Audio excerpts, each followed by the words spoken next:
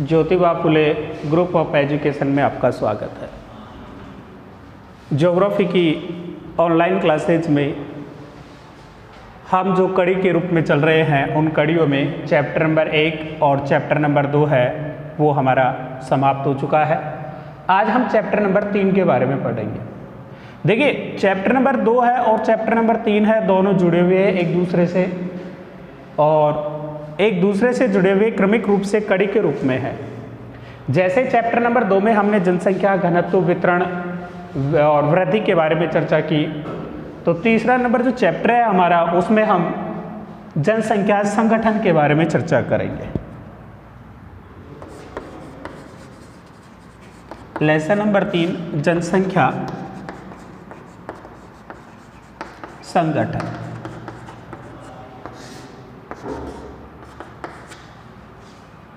देखिए, जनसंख्या संगठन है क्या, अर्थात जनसंख्या संगठन में क्या है, क्या आता है, किन चीज़ों का अध्ययन किया जाएगा।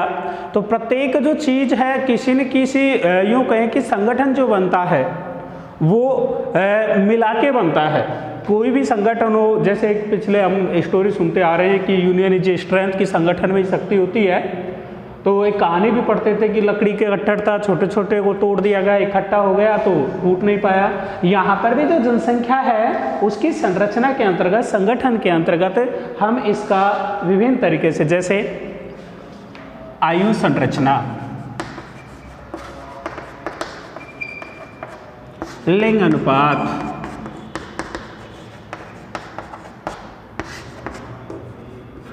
साक्षरता, जीवन प्रत्याशा, अर्थात विभिन्न पहलुओं के माध्यम से चर्चा करेंगे। देखिए, कोई भी देश हो उसमें ये जो संगठन है वो भिन्न भिन्न रूप से पाया जाता है, एक समान नहीं होता है, चाहे कोई सा भी देश हो। आयु संरचना के अंतर्गत हम क्या करते हैं कि विभिन्न जो हमारे पास जनसंख्या है उसको आयु के अनुसार विभाजित कर देते हैं अपन। जो आयु है, मान के चलिए उदाहरण के रूप में बता रहा हूँ आपको कि 0 से 14 कर दिया, फिर 15 से 64 कर दिया, फिर 65 से ऊपर कर दिया। अर्थात ये क्या किया, विभाजन किया हमने आयु के अनुसार। इनके जो आयु थी उसके अनुसार क्या कर दिया, विभाजन कर दिया। लिंग अनुपात के अंतर्गत पुरुष और स्त्रियों के बारे में जो पिछली कक्षाओं में तुम अध्ययन करते आ रहे हो। साक्षरता कि किसी देश में पाई जाने वाली जो साक्षरता दर है उसके ऊपर डिपेंड करता है कि वहाँ का जो विकास है कितना है। यदि साक्षरता दर अधिक पाई जाती है तो स्वाभाविक है कि वहाँ पर क्या पाई जाएगी, जो विकास है वो अधिक पाया जाएगा। और यदि साक्षरता दर क्या है, कम है, तो विकास क्या पाया जाएगा, कम पाया जाएगा। जीवन प्रत्याशा, यदि साक्षरता अधिक है, विकास अधिक हुआ है, तो यहाँ की जीवन प्रत्याशा भी क्या होगी, अधिक होगी। जीवन प्रत्याशा का मतलब है यहाँ पर जीवन प्रत्याशा से संबंधित है कि उन लोगों की जो जीने की आयु है कि कितने वर्ष तक वो लोग क्या करते हैं, जीते रहते हैं, जिंदा रहते हैं, यूँ कहें अपनी भाषा में। जैसे 60 वर्ष हो, 65 वर्ष हो, 80 वर्ष हो, ये क्या है, जीने की उनकी अवस्था या उम्र है, यहाँ पर जीवन प्रत्याशा कहा जाता है। यदि इनको सुचारू रूप से कुपोषण, यूँ कहूँ कि सुलभ जो वस्तुएं हैं या चीज़ें हैं, इनकी आवश्यकता की है वो सुचारू रूप से मिल जाती है, तो इनकी जीवन प्रत्याशा भी क्या होती है, बढ़ जाती है। इससे अगला एक चैप्टर चलेगा मानव विकास सूचकांक, ह्यूमन डेवलपमेंट इंडेक्स, उसके अंतर्गत इसका विस्तार से अध्ययन करेंगे अपन। देखिए, आज हम जो चर्चा कर रहे हैं उसका मुख्य है हमारे पास लिंग अनुपात।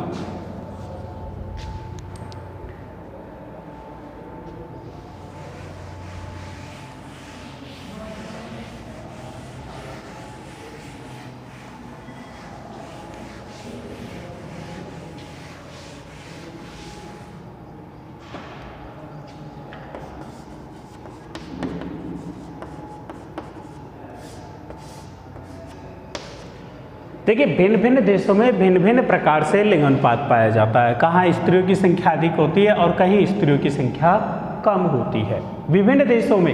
अब जैसे अपन ने जनसंख्या वृद्धि के बारे में पढ़ा था कि भिन्न भिन्न देशों में जनसंख्या वृद्धि की दर क्या होती है, अधिक होती है, कहीं क्या होती है, कम पाई जाती है। तो औसत रूप से हम ये कहें कि आपसे परीक्षा में पूछा जाए कि लिंग अनुपात किसे कहते हैं, लिंग अनुपात किसे कहते हैं, और एक पूछा जाए कि लिंग अनुपात क्या है। दो प्रश्न है, एक तो है लिंग अनुपात किसे कहते हैं और दूसरा है लिंग अनुपात क्या है। तो लिंग अनुपात किसे कहते हैं, इसके अंतर्गत हम डेफिनेशन लिखेंगे, इसकी परिभाषा है वो लिखेंगे प्रति 1000 पुरुषों के पीछे, प्रति 1000 पुरुषों के पीछे स्त्रियों की संख्या या प्रति 1000 पुरुषों के पीछे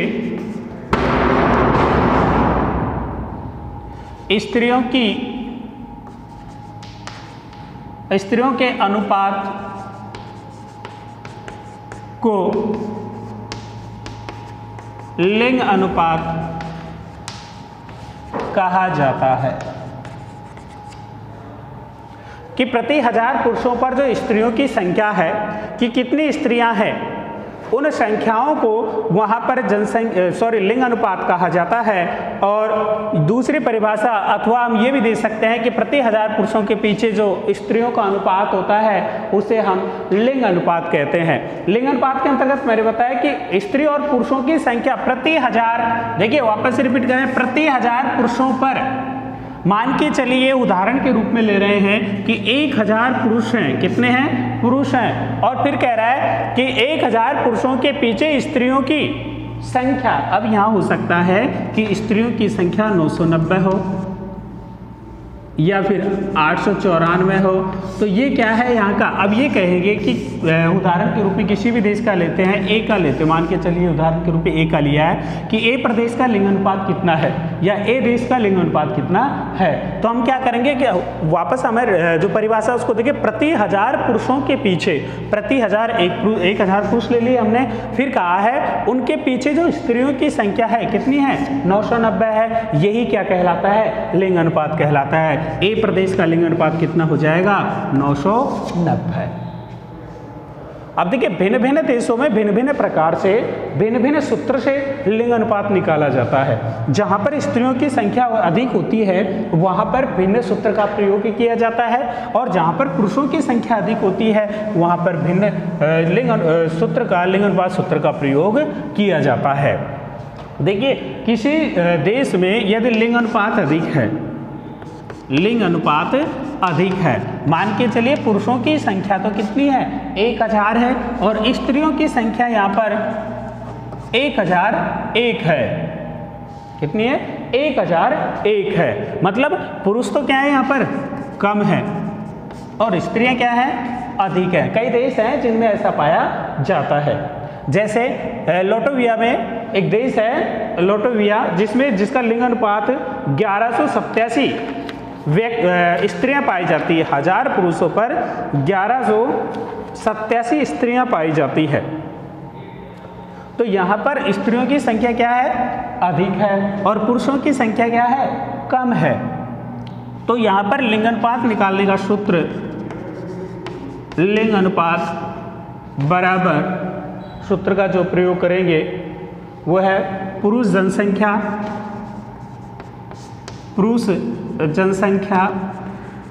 बटा स्त्री जनसंख्या इंटू 1000। कि लिंग अनुपात निकालने का सूत्र है पुरुष जनसंख्या बटा स्त्री जनसंख्या इंटू 1000। जैसे पुरुषों की संख्या होगी फिर स्त्रियों की संख्या होगी और गुणा कितने से कर देंगे, 1000 से कर देंगे। आगे जितने भी आंसर आएंगे उस क्षेत्र का क्या होगा, वो लिंग अनुपात होगा। जैसे जनसंख्या घनत्व के अंतर्गत आपको बताया था एक प्रदेश का निकाल के कि वहाँ पर जनसंख्या घनत्व पूछ सकता है, यहाँ पर भी वैसा ही प्रश्न दे सकता है जैसे मैथमेटिक्स का प्रश्न हो। कि आपको ऐसा लगेगा कि कहाँ से मैथमेटिक्स का प्रश्न उठा के दे दिया है, कि ये दे दे कि ए प्रदेश का लिंग अनुपात 1000 व्यक्ति है, और वो सॉरी ए प्रदेश में पुरुषों की संख्या 1000 है, स्त्रियों की संख्या 2000 है, तो ए प्रदेश का लिंग अनुपात कितना होगा, प्रश्न बना सकता है वो। अब देखिए यहाँ पर दो शब्द लिखे थे मैंने, एक तो कहते हैं किसे कहते हैं और लिंग अनुपात क्या है। तो ये तो सूत्र का प्रयोग किया जाता है विदेशों में, क्योंकि जहाँ पर स्त्रियों की संख्या अधिक है वहाँ इस सूत्र का प्रयोग करेंगे। ब्रैकेट में लिख देता हूँ मैं, स्त्रियों की संख्या अधिक होने पर इस सूत्र का प्रयोग किया जाता है। और भारत में जो सूत्र का प्रयोग किया जाता है लिंग अनुपात निकालने के लिए, इसका अपोजिट हो जाएगा, क्योंकि हमारे क्या है, यहाँ पर स्त्रियों की संख्या क्या पाई जाती है, कम पाई जाती है और पुरुषों की संख्या अधिक होती है। तो भारत में, आगे लिखेंगे, भारत में लिंग अनुपात निकालने का सूत्र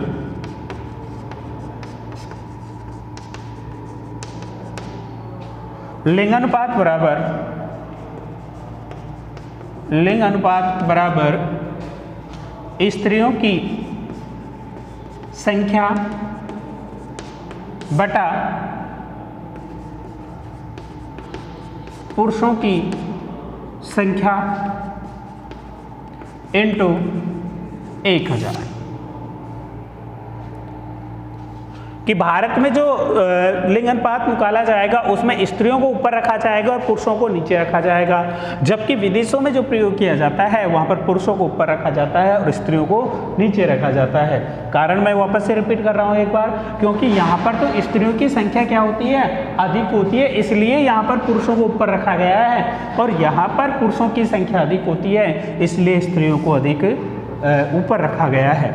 वापस से पुनः अपने वापस प्रश्न पे आते हैं। मैंने लिखा है लिंग अनुपात किसे कहते हैं। यदि लिंग अनुपात परीक्षा में पूछा जाए 1 नंबर का प्रश्न कि लिंग अनुपात किसे कहते हैं, तो आपको केवल आंसर जो देना है वही देना है, प्रति 1000 पुरुषों के पीछे स्त्रियों के, प्रति 1000 पुरुषों के पीछे स्त्रियों के अनुपात को लिंग अनुपात कहा जाता है। केवल इतना आंसर देना है।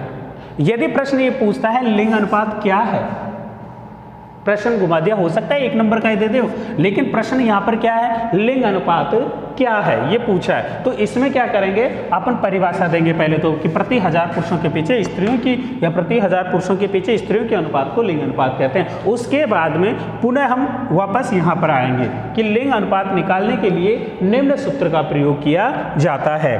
फिर लिखेंगे कि विदेशों में या अन्य देशों में जिस सूत्र का प्रयोग किया जाता है वो है लिंग अनुपात बराबर पुरुषों जनसंख्या बटा स्त्रियों की जनसंख्या इंटू 1000। और फिर लिखेंगे भारत में लिंग अनुपात निकालने के लिए सूत्र का प्रयोग किया जाता है स्त्रियों की संख्या बटा पुरुषों की संख्या इंटू 1000। इस प्रकार नीचे वाले प्रश्न का आंसर होगा। ऐसा ना हो कि पहला प्रश्न पूछे किसे कहते हैं उसमें सारा लिख दें और दूसरा प्रश्न पूछे क्या है उसमें केवल परिभाषा दे के रह जाएं, क्योंकि वहाँ पर पूरे अंक नहीं मिल पाते हैं आपको। तो इस प्रकार ये है लिंग अनुपात निकालने के लिए सूत्र का प्रयोग किया जाता है और लिंग अनुपात क्या है। अब देखिए जिस क्षेत्र में या जिस देशों में लिंग अनुपात अधिक होता है, सामान्यतः हम क्या देखते हैं कि जैसे हमने जनसंख्या वृद्धि के अंतर्गत देखा था कि जिन क्षेत्रों में जनसंख्या अधिक पाई जाती है वहाँ पर स्त्रियों की जो स्थितियाँ हैं वो लिंग अनुपात के ऊपर डिपेंड करती हैं। यदि लिंग अनुपात वहाँ का अच्छा है, यूँ कहूँ कि लिंग अनुपात है वो अधिक पाया जाता है, तो मान के चलिए कि उस देश में स्त्रियों को महत्वपूर्ण स्थान है, वहाँ पर उन्हें सम्मान की भावनाओं से देखा जाता है, पूर्ण सम्मान होता है। और जहाँ पर देखिए यूँ कहा गया है कि लिंग अनुपात के तहत ये अनुमान लगा लिया जाता है कि उस देश में स्त्रियों की क्या दशा है, अर्थात यदि लिंग अनुपात कम है तो वहाँ पर स्त्रियों की संख्या स्त्रियों की दशा है दयनीय है, सोचनीय है। यदि लिंग अनुपात अधिक है तो उस देश में स्त्रियों की जो दशा है वो अच्छी पाई जाती है। और लिंग अनुपात है वो डिपेंड करता है उस देश के जो सोच पर, या यूँ कहूँ कि वहाँ पर पाए जाने वाले जो परंपराएं रूढ़िवादी है उनके ऊपर। आज भी हम ये देखते हैं कि हमारे देश में है जो स्त्रियों को केवल यूँ माना जाता है कि किसी भी प्रकार का सम्मान नहीं दिया जाता है, या फिर यूँ कहूँ कि उनको केवल घरेलू कार्यों तक ही सीमित रख देते हैं कि तुम्हारा कार्य यही है। प्राय देखा जाता है आज भी समाज में। तो ये और शुरुआत से ही लड़के और लड़कियों में जो भेदभाव है वो प्राय पाया जाता है। आज भी देखा जाता है कि लड़के को परिवार में उच्च स्थान दिया जाता है भारत की बात करें तो, और लड़कियों को है निम्न स्थान दिया जाता है, क्योंकि एक परंपरा बनी हुई है, एक रूढ़िवादिता बनी हुई है कि वंश को चलाने वाला कौन होगा, वो लड़का ही होगा। और यहाँ पर केवल यही है कि कुछ नहीं है, इनको जाना आगे ही घर है, बाद बाकी इनको 4 दीवारों तक सीमित कर दिया जाता है। प्राय आज वर्तमान स्थिति की हम बात करें तो कोई फर्क नहीं है, ये भी अपने शिखर पर इनके पीछे यूँ कहूँ कि इनसे आगे निकल चुकी है। मैंने पिछली क्लास में भी आपको एक उदाहरण दिया था कि जयपुर में जो मेट्रो ट्रेन चली थी उसको चलाने वाले जो प्रथम महिला या लड़की ही थी, ना कि पुरुष था। आज भी वायुसेना हो या किसी भी क्षेत्र में, चाहे विज्ञान का क्षेत्र हो, मैं कह रहा हूँ किसी भी क्षेत्र में ये पीछे नहीं है। लेकिन एक समाज में आज भी इनके प्रति एक भावना, यूँ कहूँ कि एक मानसिकता में बना हुआ है कि केवल लड़कों को ही सम्मान दिया जाता है। भारत में जिसे पितृवंशीय समाज पाया जाता है,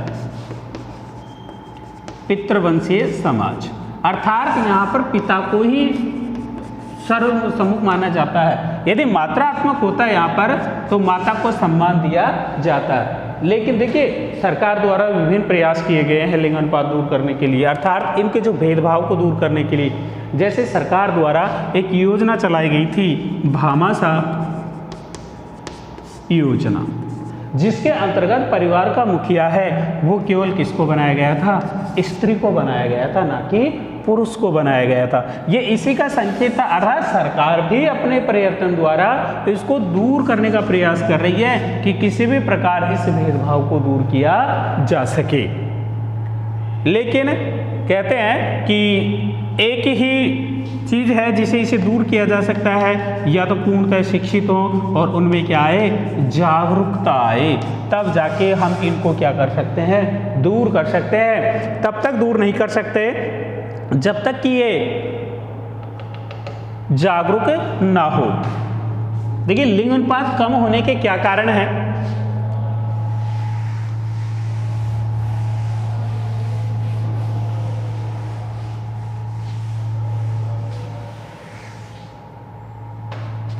लिंग अनुपात कम होने के कारण, कि लिंग अनुपात होने के कम क्या है? पहला कारण है कि शिशु मृत्यु दर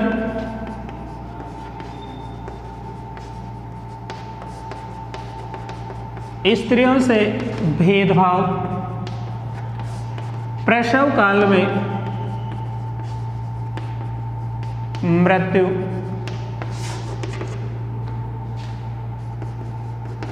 गर्भधारण के समय मृत्यु, सुविधाओं का अभाव, शिक्षा का प्रसार न होना और रूढ़िवादिता।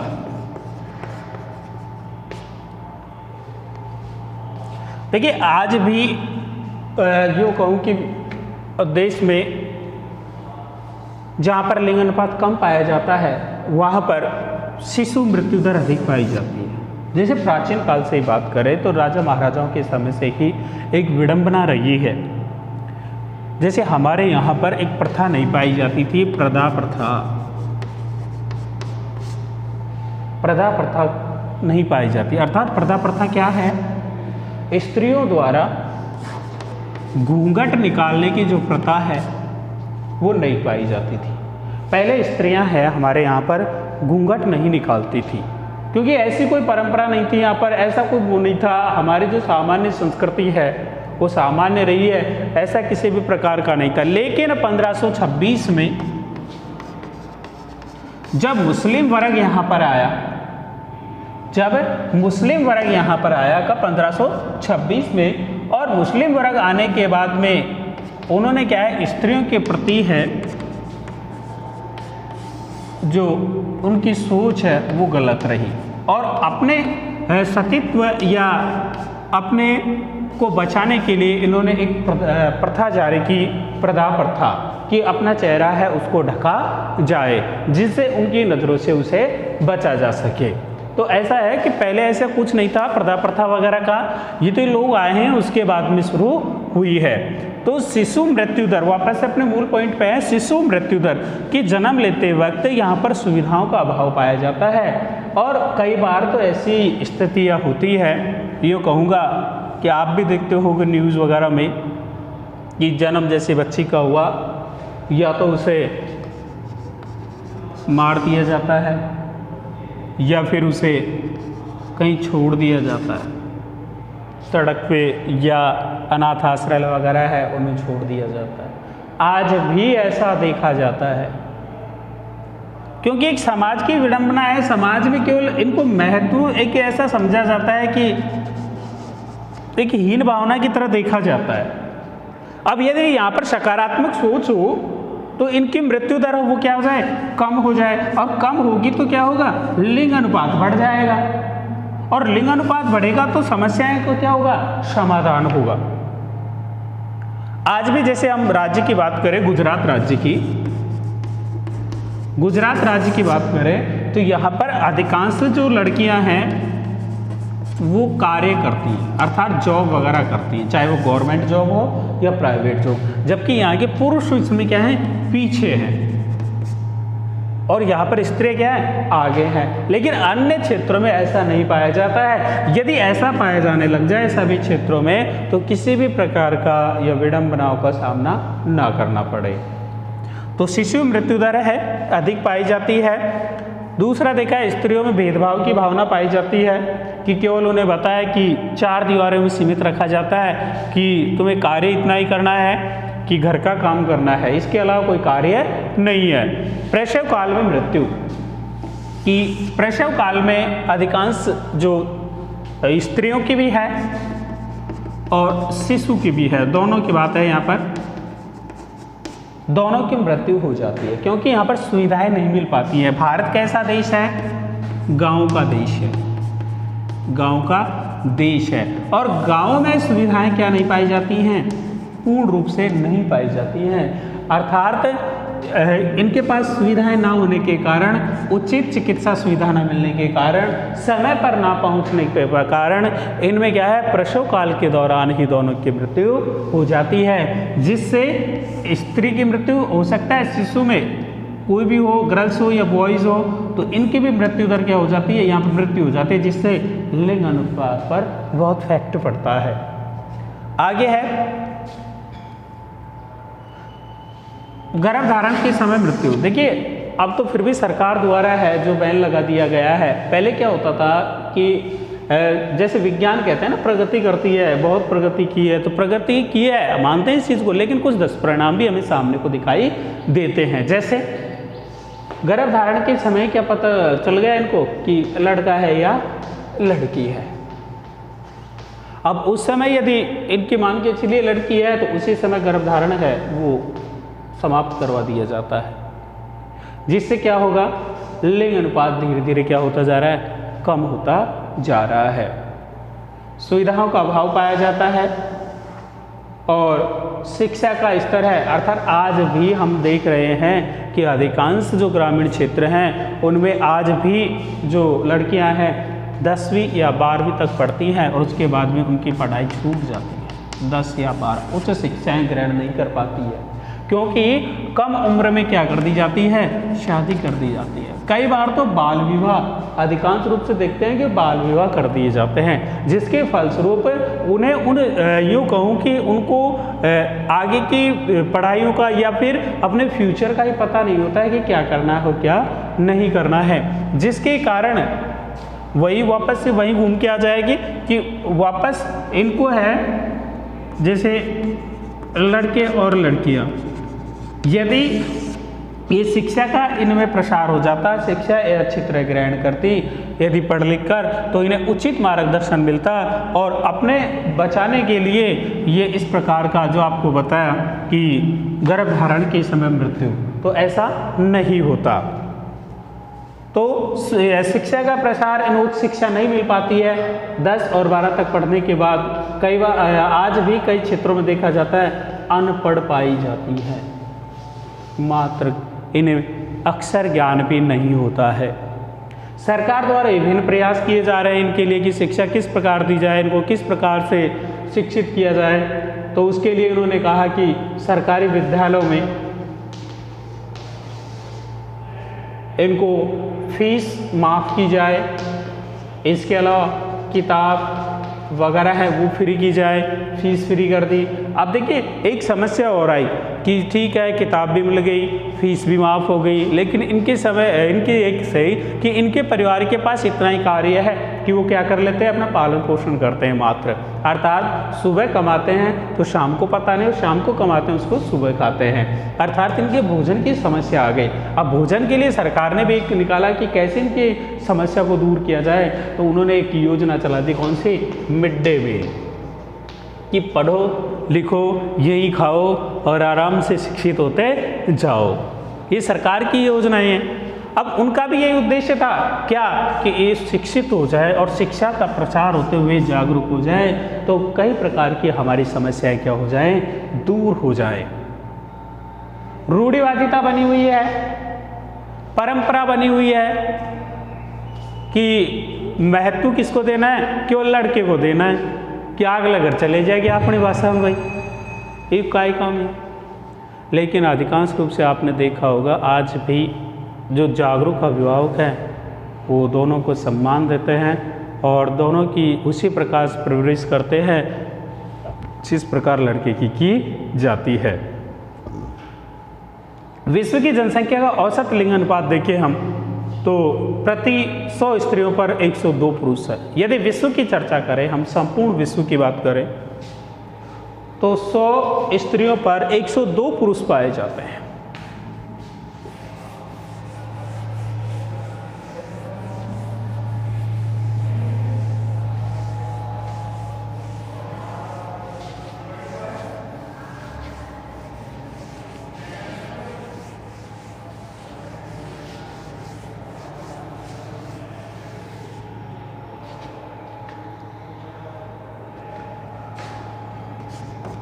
प्रति 100 स्त्रियों पर 102 पुरुष। यदि विश्व की बात करें, संपूर्ण विश्व को लगाया गया है, अर्थात 2 पुरुषों की यहाँ पर संख्या क्या रही है, अधिक रही है। इसके अलावा उच्चतम जो लिंग अनुपात है लेटिविया में दर्ज किया गया है।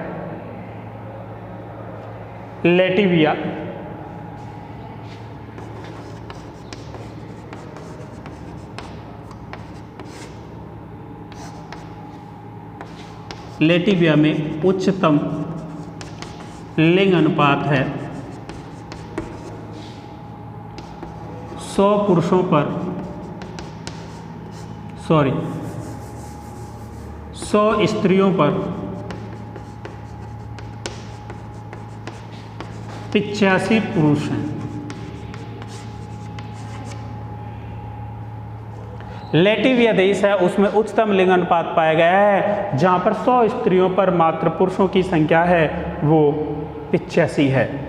और सबसे निम्न जो लिंग अनुपात पाया गया है वो संयुक्त अरब अमीरात का है। संयुक्त अरब अमीरात का निम्नतम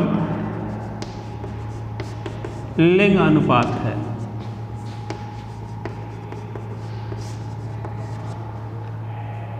न्यूनतम लिंग अनुपात है और यहाँ पर 100 स्त्रियों पर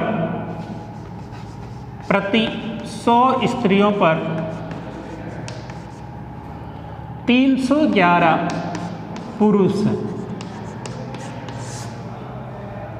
100 स्त्रियों पर 311 पुरुष हैं, अर्थात यहाँ पर पुरुषों की संख्या क्या है, अधिक है। जहाँ पर विकसित राष्ट्र हैं और विकासशील राष्ट्र हैं वहाँ पर भिन्न भिन्न लिंगानुपात दिखाई देता है, दोनों में डिफरेंट नजर आता है। 139 देश हैं जिनमें लिंगानुपात लगभग है वो सही पाया जाता है, और 72 देश ऐसे हैं जहाँ पर प्रतिकूल लिंगानुपात पाया जाता है। सामान्यतः कम लिंगानुपात की बात करें हम, जिनमें चीन है, कम की बात करेंगे उसमें चीन है, भारत है, अमेरिका है, इन देशों को सम्मिलित किया जाता है, पाकिस्तान है, अफगानिस्तान है। लेकिन यदि अल्प पुरुषों की बात करें, जहां पर पुरुषों की संख्या कम है, वहां पर उन देशों में यूरोप महाद्वीप को सम्मिलित किया जाता है। यहाँ पर है स्त्रियों की संख्या अधिक पाई जाती है यूरोप में, और पुरुषों की संख्या कम पाई जाती है।